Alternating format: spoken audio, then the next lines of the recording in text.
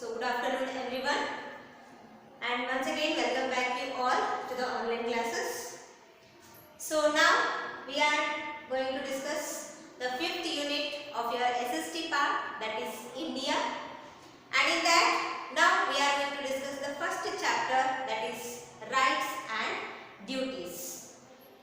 So before going to begin this chapter, let us recall something how our in the previous days, how the people were treated. There, in the olden days, there were the low caste and high caste will be there. So there, the high caste people, they treat the low caste people like anything.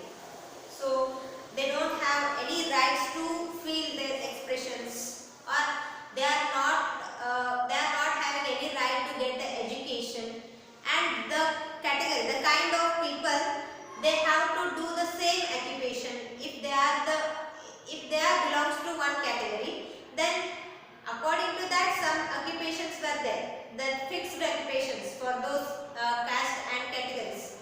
So they have to do those occupations only, and they should not educate the girl child. So likewise many kinds were there, and the people, they do not have rights to express their, and they don't have to express their aspirations and desire anything. But now, is it like that? No. Everybody are treating equal now. So education is provided to all, and there is no anything discrimination between the caste, creed, or the any economic status, or the it is the, either the gender or what. Nothing is applicable now. Everybody are getting education, and everybody are having the equal rights, and everyone express their aspirations, and everyone they can express their desires, whatever it is. So everybody are now, they are able to express everything. Yes, and so these rights and duties, they play very important role when everybody are having these all the facilities. That is because of these rights and duties which are there in our constitution, right? So these rights, the rights which are provided by the constitution, means these rights are provided for the individual's development of the person, or the overall individual's overall development. For that same purpose we are having the rights, and these duties are the person's responsibilities towards himself as well as the country. So there are many duties are there. If we are a citizen of a country, so we are having some rights and we are having some duties, and accordingly we are free to live. So we don't have any restrictions, but some restrictions are there. So accordingly that is belongs to the laws and all, the criminal offence and all. So that is different, but we are having all the rights to live. So we are having some rights and we are having some duties. So as a citizen of a country, so we have to perform all the duties which are provided. Okay, we have to act accordingly, because it is the safeguard. These rights and duties, they are there for the safeguard of us, so that we have to follow them. Okay, so these are all, it is given in detail in the Constitution of India. So now we can discuss about that, our rights and duties. Our rights and duties. So the Constitution, it is a book. Constitution. So this Constitution is a book. It is a book that lists down all the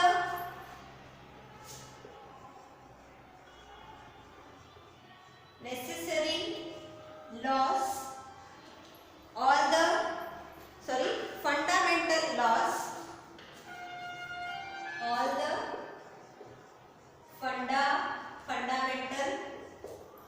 laws necessary for governing a country. So, to govern a country, we have some rules and regulations so that our government should functions very some systematic way will be there. One order will be there to function properly. So, at those every fundamental laws. So, to govern the country in a smooth manner, to govern in a smooth condition in a systematic way or in an order, the constitution, it is a book and it provides or it lists down all the fundamental laws which are necessary for governing a country. One country smooth agi handle ಯಾವ ರೀತಿ ಮಾಡೋದು ಅನ್ನೋದ್ರ ಬಗ್ಗೆ ಎಲ್ಲ fundamental laws ಎದುರಾಗದವ್ರೆ in this constitution. So this constitution, it is a book and that lists down all the fundamental laws necessary for governing a country. So that we call as the constitution. And the principal architect of this constitution was Dr. B.R. Ambedkar. And he also he overcome the lots of caste discrimination.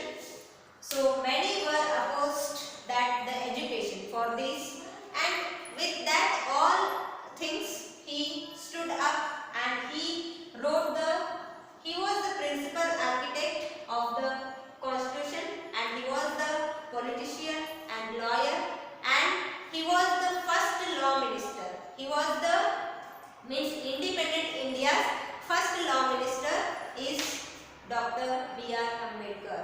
He was the independent India's, when our India was independent, the independent India's first law minister. First law minister. He was Dr. B.R. Ambedkar. He was the politician as well as lawyer, and he was the independent India's first law minister. And he was the principal architect of the Constitution of India.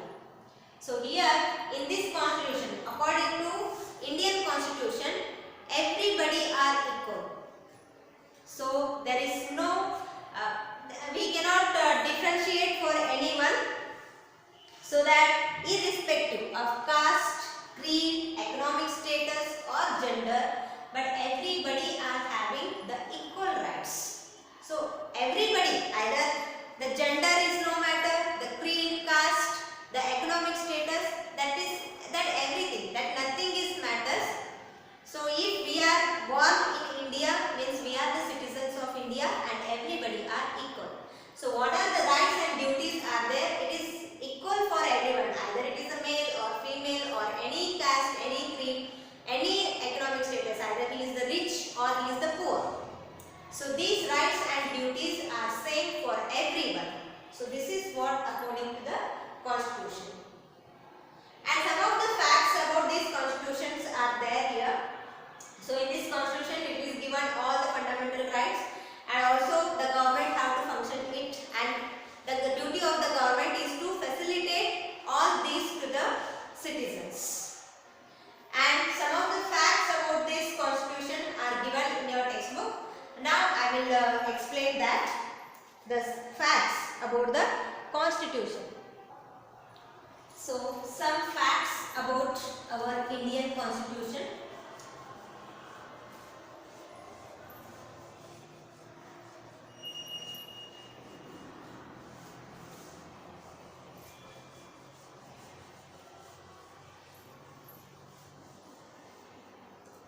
This our constitution, it is a book, and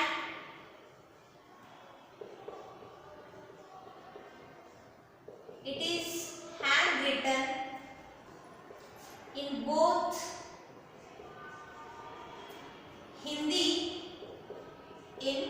Hindi and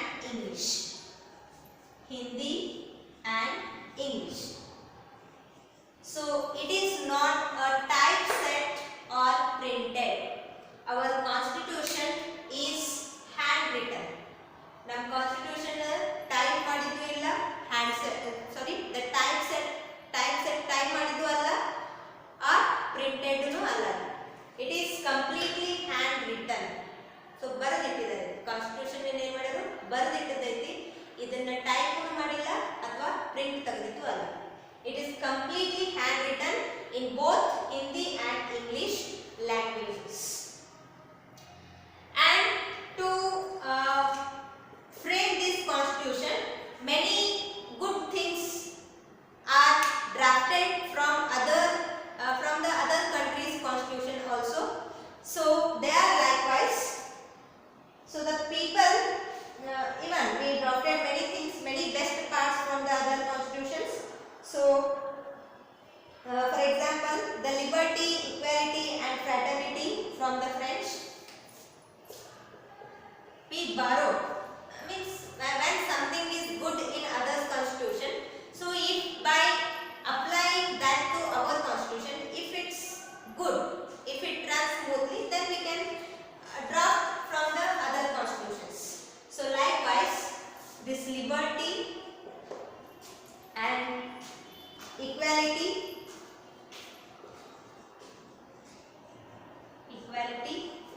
and fraternity,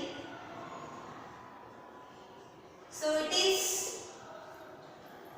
are borrowed from the French constitution.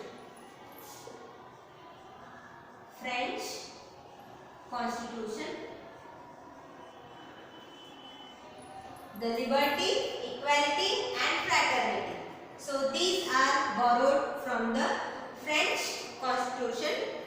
And the 5 years plans from USSR constitution, the 5 years plan. So if anything is there, we are having the 5 years plan for that. Even our government, yes, anybody are come to the any post, so they will be there for 5 years and all, likewise it is there. So this 5 years plan, it is borrowed from the USSR constitution. USSR constitution. And likewise, the socio-economic aspects, the socio-economic either the social or economical, these are aspects, they are borrowed from the Irish constitution.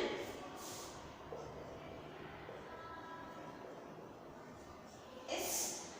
And the Supreme Court's functioning from the Japanese constitution.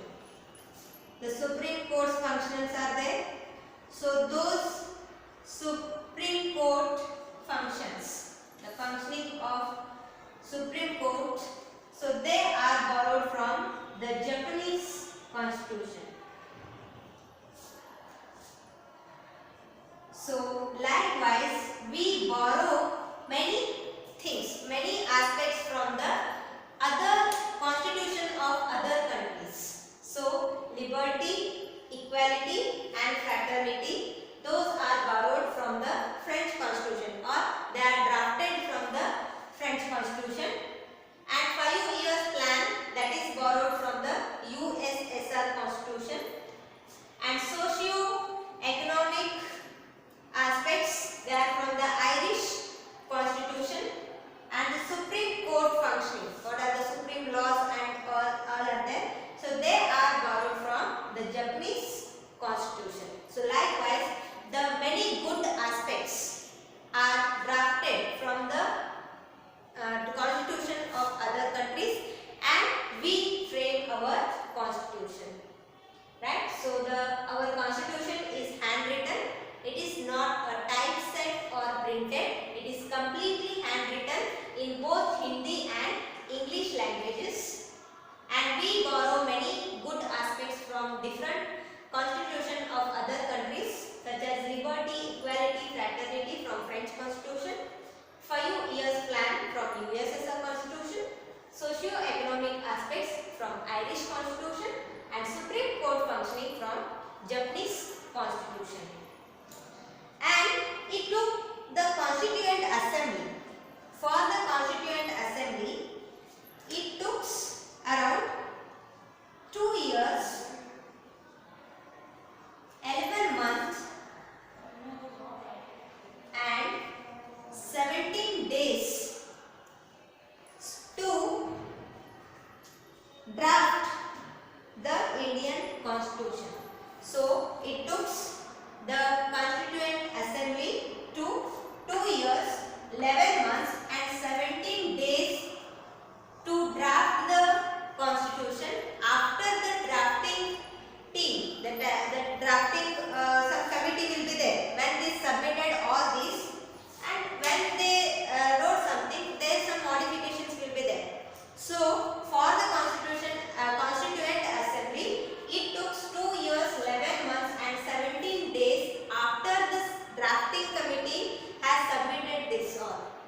So that with all these things our constitution has framed, and nowadays what are the rights and duties what we are having now, they are all by the effort of all these.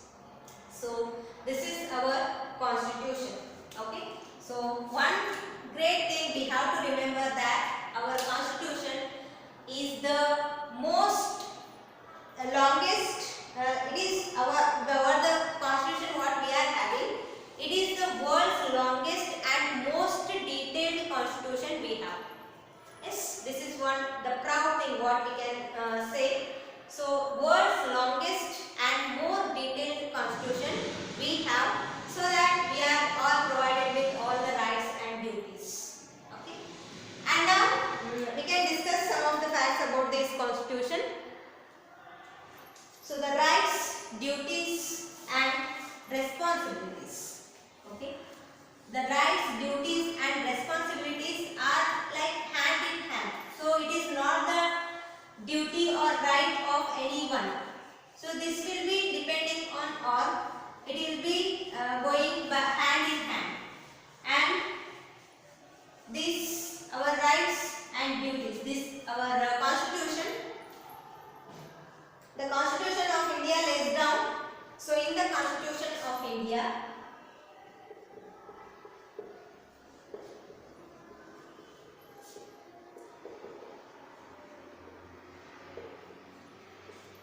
so it is having the fundamental rights,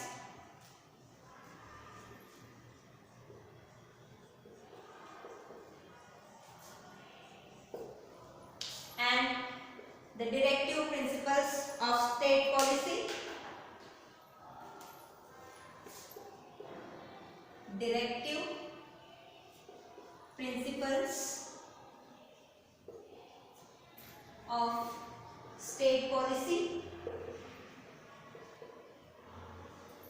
and fundamental duties.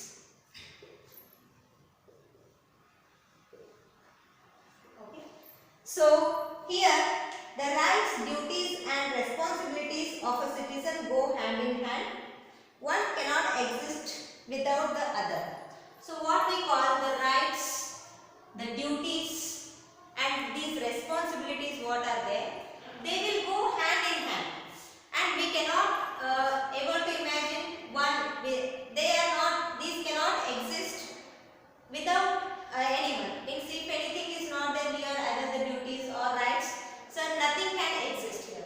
So they are all go hand in hand, these rights, duties and responsibilities. And our Constitution of India, it is lays down the fundamental rights, directive principles of state policy and fundamental duties. So here in the fundamental rights, they are provided with some basic rights of the citizen.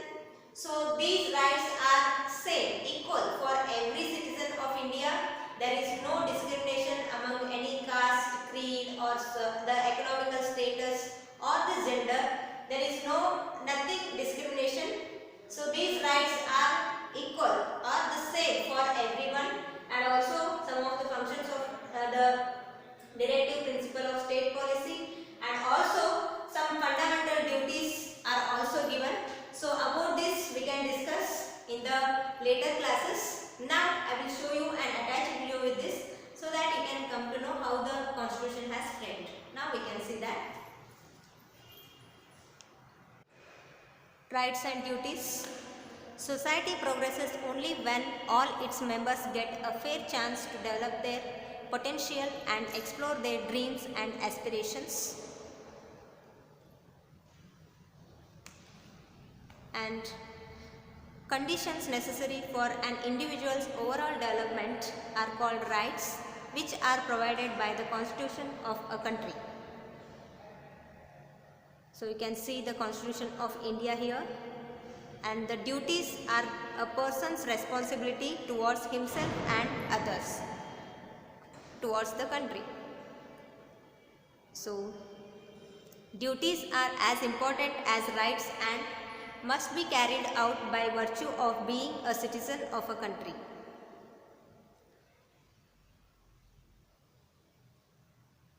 Our rights and duties. So you can see here, the Constitution of India holds all citizens of India equal, irrespective of caste, creed, economic and educational status and gender. So everybody are equal under the Constitution. The Constitution of India is the supreme law that lays down rights and duties for its citizen and the government to facilitate the smooth functioning of the country.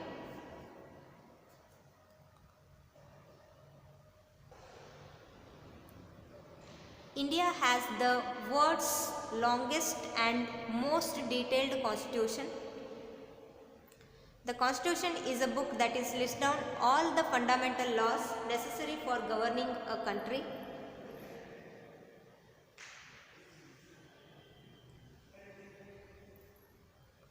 Dr. B.R. Ambedkar, an Indian lawyer and politician, was independent India's first law minister and the principal architect of the Constitution of India.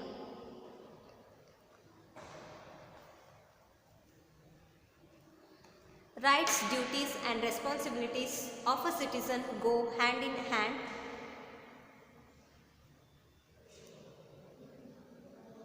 So you can see the picture here, the rights, duties and responsibilities.